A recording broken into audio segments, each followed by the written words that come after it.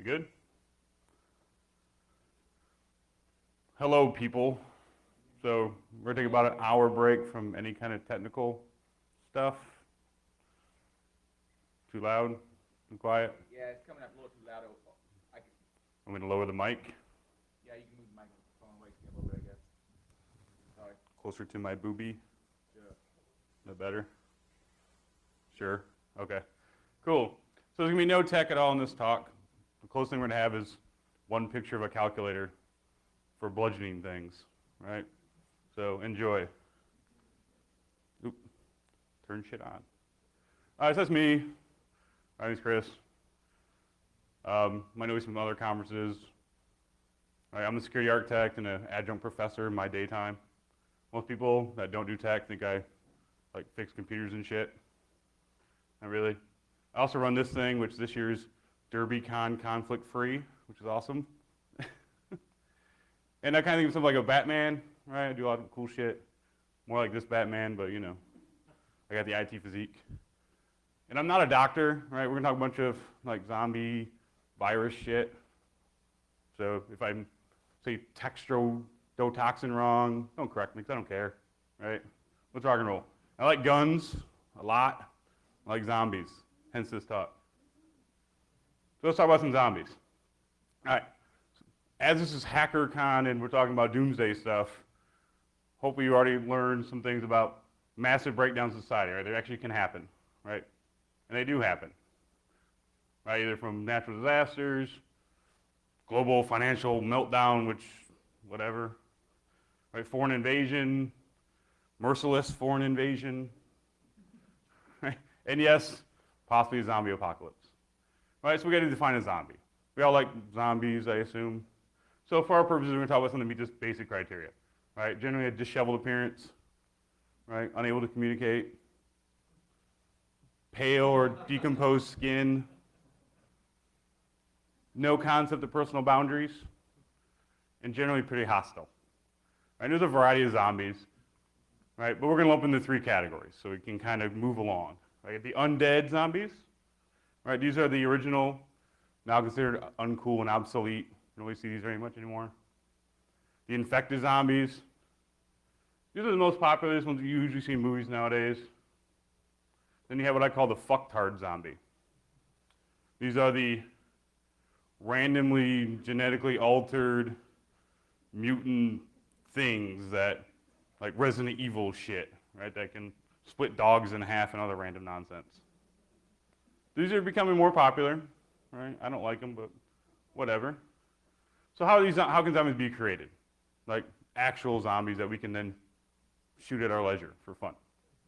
So the original, right, religion, right, voodoo, caused by Haitian witch doctors being pissed at you, right?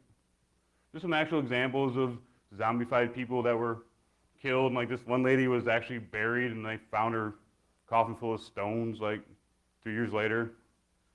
And this guy in Haiti was actually like neurotoxin to work on sugar plantations, free labor. Right? This produced pretty much the undead zombie, the slow walking, can't really do anything. Another, Christianity. There's a few ways that Christianity talks about making zombies. Like in the book of Matthew, it talks about saints falling and being raised, and by our definition, these are zombies. They were dead. They were raised. The book of Revelations, right? Talk about the dead being brought back to life. And again, this suggests that everyone that was dead is now a zombie.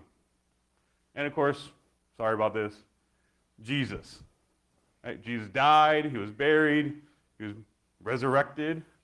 So we have to assume, as we classify zombies, Jesus is in fact a zombie. So we'll move on to radiation. This is another popular cause, either from nuclear weapons or random space shit. Right? Night of the Living Dead, like one of the originals. This was based on a probe from Venus crashing back to Earth and random people spewed out of the ground, right, to start eating people. But can radiation actually cause zombies? Well, actually, this thing called ionizing radiation has the power to mutate and destroy human cells. Right? That sounds actually pretty promising, right? Mutated cells make people get fucked up and eat people. There's at least 2 times this has happened. Right? You have Chernobyl, and you have, of course, World War II. As a result, radiation poisoning infected thousands of people. Right? There's lots of symptoms that were reported. Unfortunately, none of them included zombification. That kind of sucks. Right? So it's possible, but highly unlikely that radiation is going to cause zombies in any kind of significant way.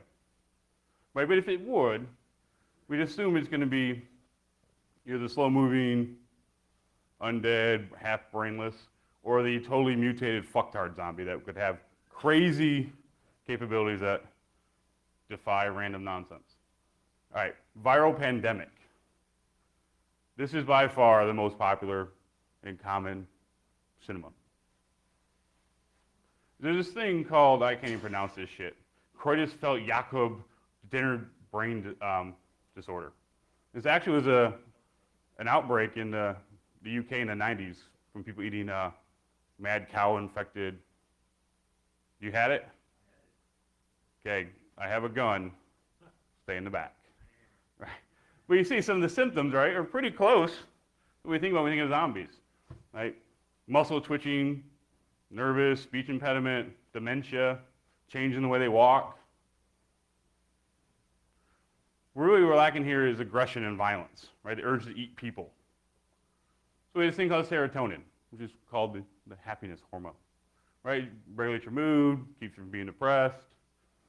And if you remove this, there's actual lab studies, they took this away from mice, and they went crazy, like turned into like death mice cage fighters. So really what we need to do, mad cow disease, that is mutated to block the brain's ability to absorb serotonin, and boom, we have zombies, right? It's pretty sweet. Rabies. Rabies is very popular, and it's a great candidate, right? It's transmitted through a bite, right? Typical zombie fashion. It's transmitted between multiple species. It changes behavior in those infected, right? Aggressive behavior. And there's no cure, right? Once it's in the nervous system, it goes right to the brain, right? It affects the spinal cord. Right? It presents flu-like symptoms followed by huge behavioral changes, particularly disorientation and extreme aggression. Cannot have the pedo bear. Right? So, mad cow and rabies, in effect, create a docile zombie now. So depending on the species mutations that could go with this, right, we could create a really violent zombie in a hurry. That would create the standard infected zombie that runs around eating people, or the totally fucktard zombie depending again on the mutations. Another way to create zombies, it's a newer method, stem cell research. This thing called neurogenesis. It's basically regrowing dead brain tissue. The ability to bring back a dead body from a state of suspended animation has actually been around for a while. University of Pittsburgh actually had some dogs they killed and let them suspend animation through some cooling liquid for over 3 hours and brought them back to life. Right? Unfortunately, the process for reanimation causes some problems. Mainly that the brain dies off from the outside in, or the outside being your cortex, you know, the nice part of you that keeps you from just eating people. Right? Leaving the part that's a little more basic motor function, primitive instincts like the need to eat. So you don't need the cortex to survive, right? All you need is that stem. You'll still be able to mindlessly walk around and eat.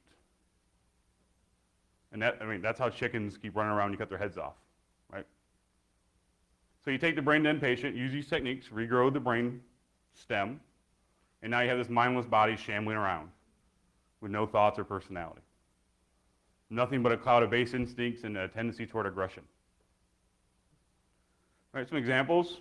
In 2005, Soviet Russians actually regrew the brains of comatose head trauma patients until they were able to actually get up and walk around. Right, in their published findings, they had about a 45% death rate. So it's not a great candidate for a mass zombie outbreak if half your patients die. But there's this Max Planck Institute that's actually, the Germans are, you know, crazy. And they're dedicated to reanimation research. So it's good to know that people are actually working on solving that problem to get us to zombies that we can then kill.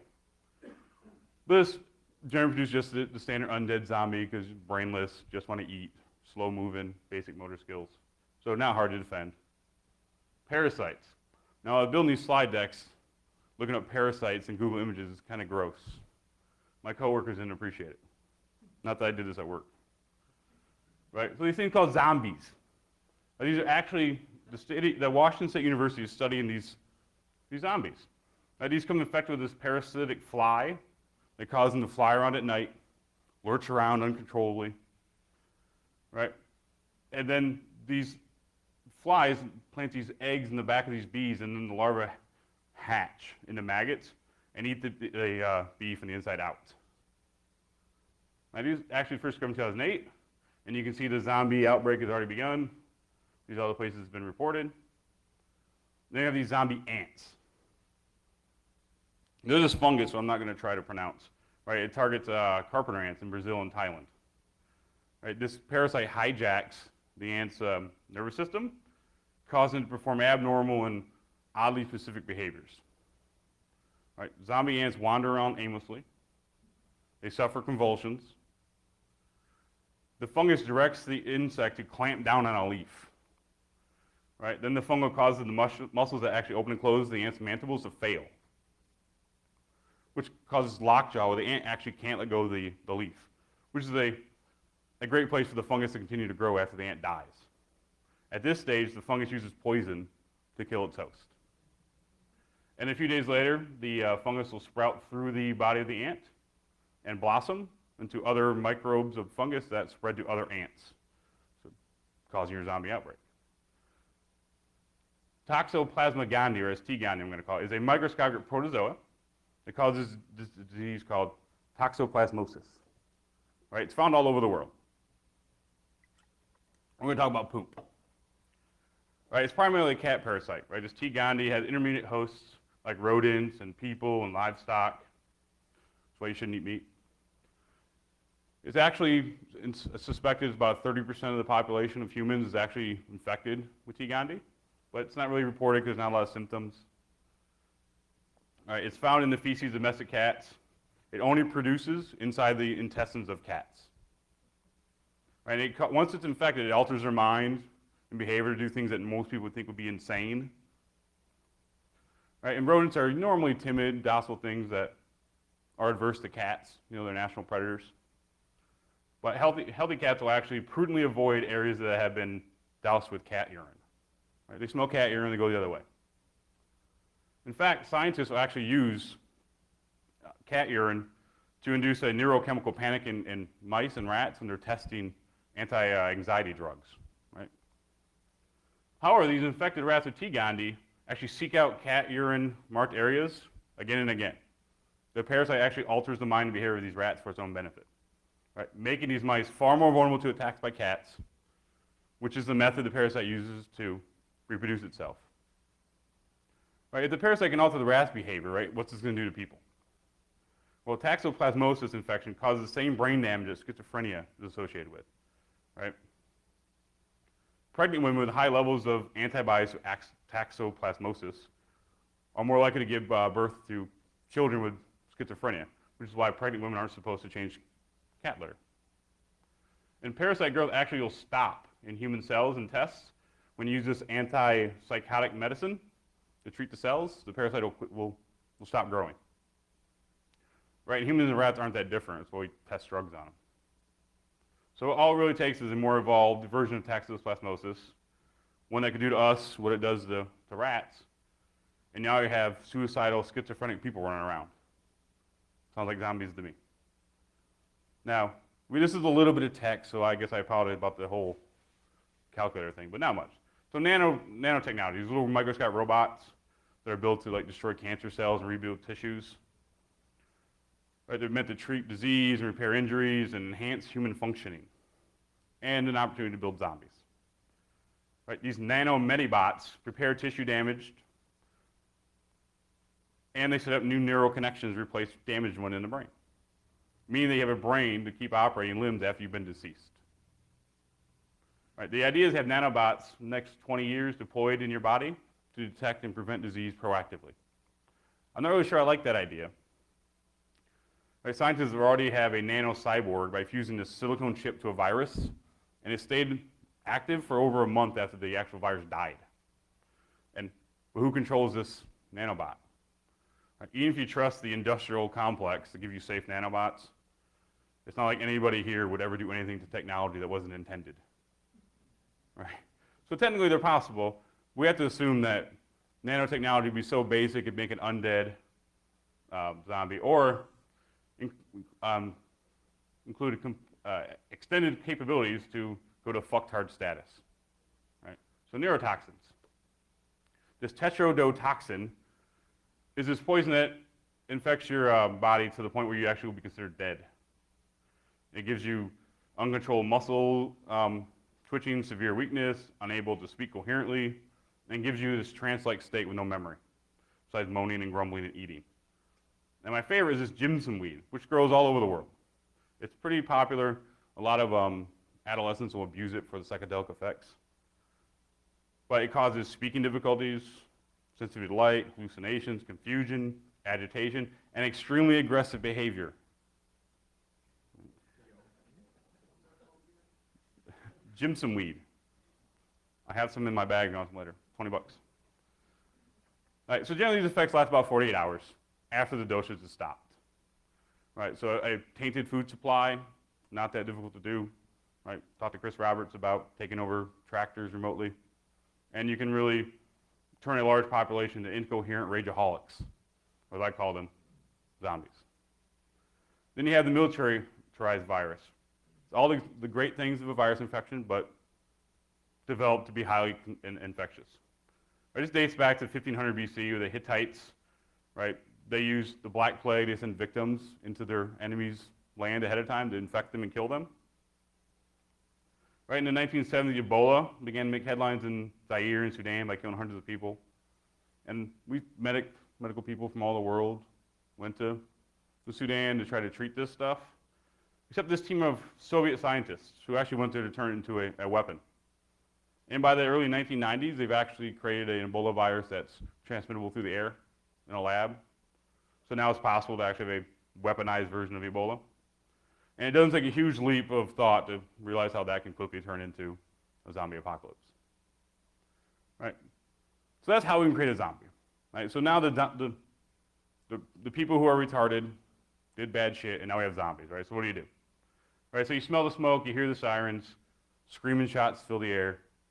Right? And you didn't, because you're unwilling or lazy, right, to prepare. So infrastructure breaks down. How are you going to survive without calling 911? Right? For initial outbreak, most people's homes will provide adequate shelter. Right?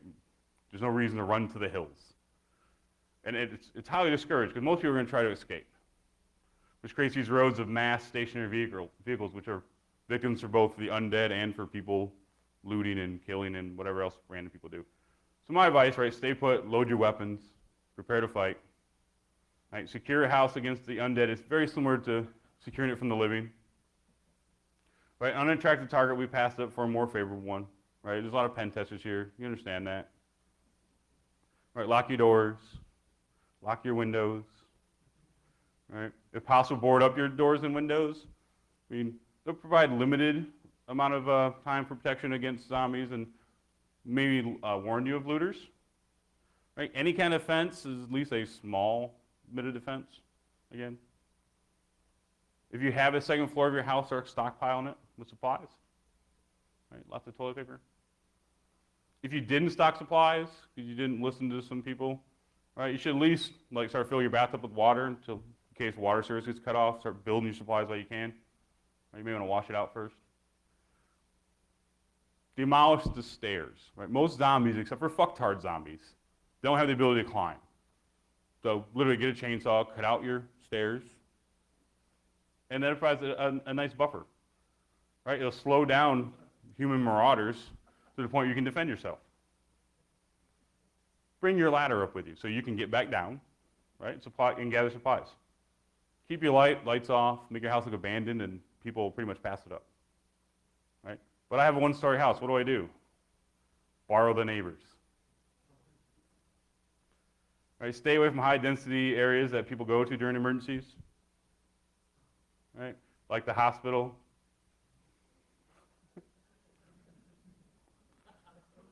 Right? Humans with bites or newly murdered corpses, they're always brought to the hospital.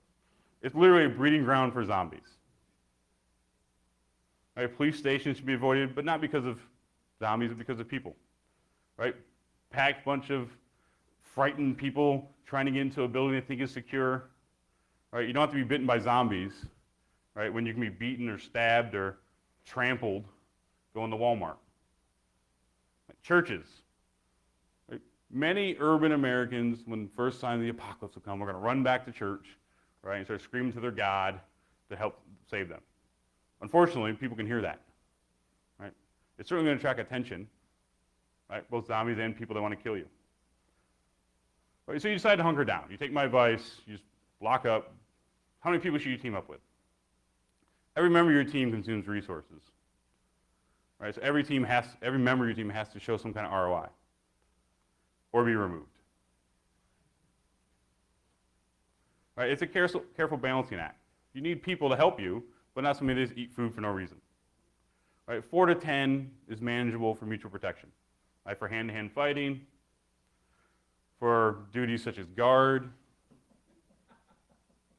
for cooking and cleaning. More than 10, and you're really going to be burning more resources than people have that are actually providing any actual benefit. Right? So you stay in, you get some people to help you. How do you defend yourself? Right? It's essential to protect yourself with weapons during the zombie apocalypse. Use firearms. Like seriously, use firearms. Like guns. It may not be ninja, right, but it's highly effective. Assault rifles are my choice, right? Allowing one person to fight off an army of zombies or looters at multiple ranges. Right, firing from a distance is preferred for both maintaining concealment and allowing for escape. Right, fucktard zombies are fast, pretty strong. You don't want to get too close. Shotguns are a great secondary weapon. Great for close range combat or one-on-one combat. Right? The use of spray the area is great for beginners, right? You don't have to really aim, just kind of go for it. Pistols, good secondary, close quarter, near last resort weapon. Right? Despite what we see on TV, hitting a moving target in the head with a pistol, extremely difficult. Hunting rifles. A good choice for trained individuals only.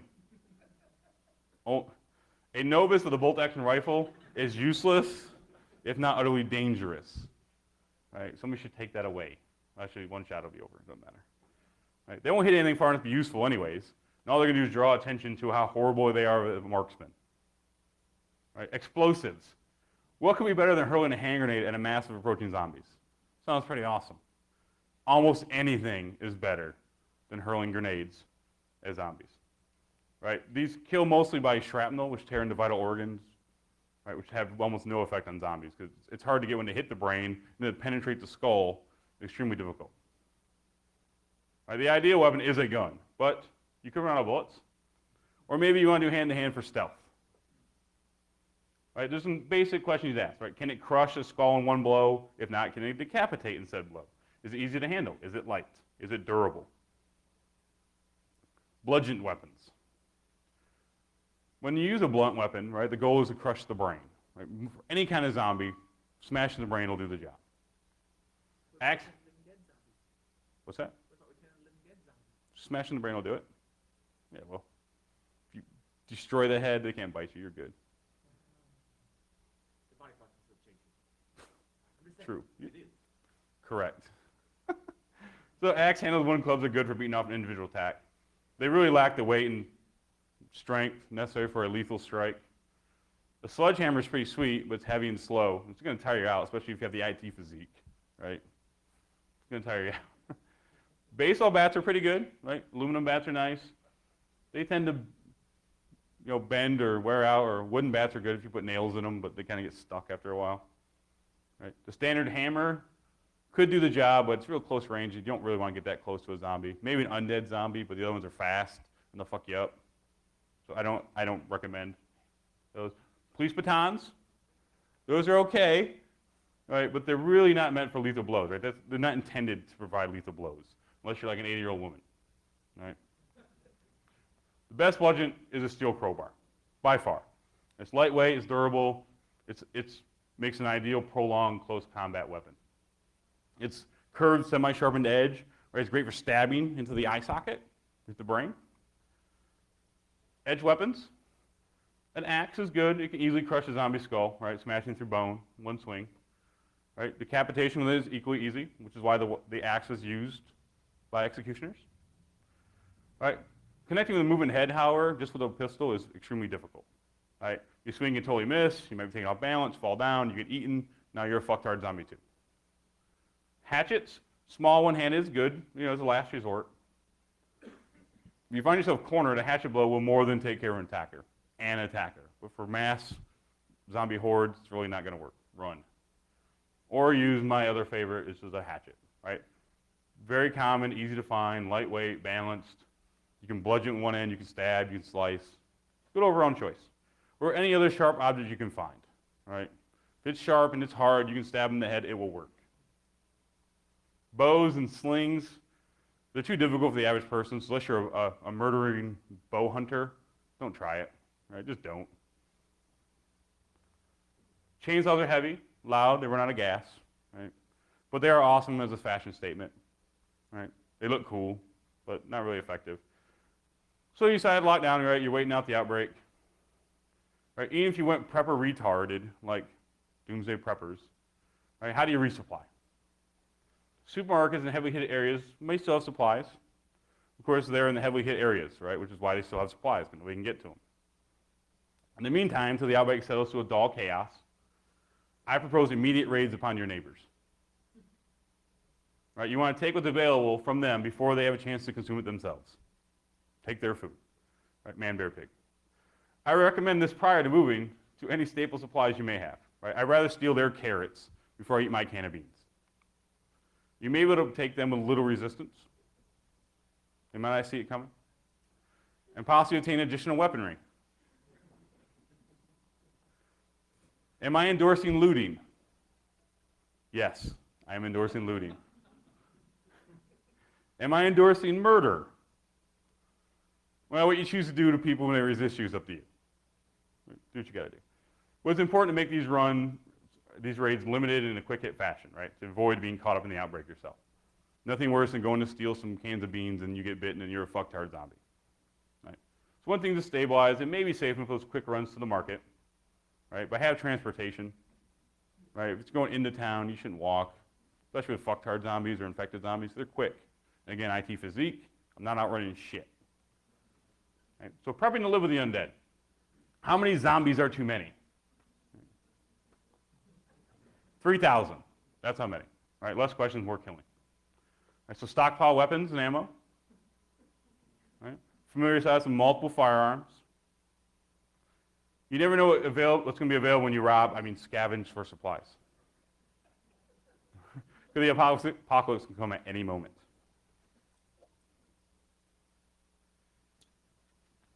So be armed. Self-defense training is mostly worthless. It doesn't teach you usually to use weapons. And you should always use weapons. Always. Recon, right? When the shit hits the fan, know where good things are and where to get them. I also prefer to scavenge, from places with least resistance. Right? Know who in the area are prime targets to help you out. Right? Plan to defend it against your potential adversary. People want to steal your food, right? People like me, and can plan to actually take it. Zombies want your flesh, and they just want to overwhelm you, right? So different tactics are required for both types of sieges. Right? Plan your defenses ahead of time. Right? Now that you know the zombie apocalypse is coming, you can go home and plan. Stockpile supplies, things that are essential to make life worth living. I'm not a big believer in excessive supplies. Right? You really need enough to get you through the initial outbreak. So then you go borrow your neighbor's stuff. I'd rather spend my resources on building my capabilities to respond to situations, right? Than be stuck with $1,000 of food and water and big barrels under my bed, right? And have to ditch that shit if I decide to bug out because I have just way too much stuff, right? Learn some food preparation, right? People get hungry. You should be able to feed them without killing themselves or getting sick, right? No paramedics, right? No problem. Learn some basic first aid. You just have some materials, reference, right? It's not hard to go get a book from the Army surplus store for like 13 cents. Operational security is critical, right? Successful survival. Telling people who live near you where you hide silver in your yard or where you stockpile food isn't exactly the smartest thing to do. Right? If you live near me, you saw this talk, you know I'm an a-hole thief, and I'll take your stuff. Even if it sucks, I'm still going to take it. And then probably kill you. Thanks. If you like random nonsense, there's my Twitter.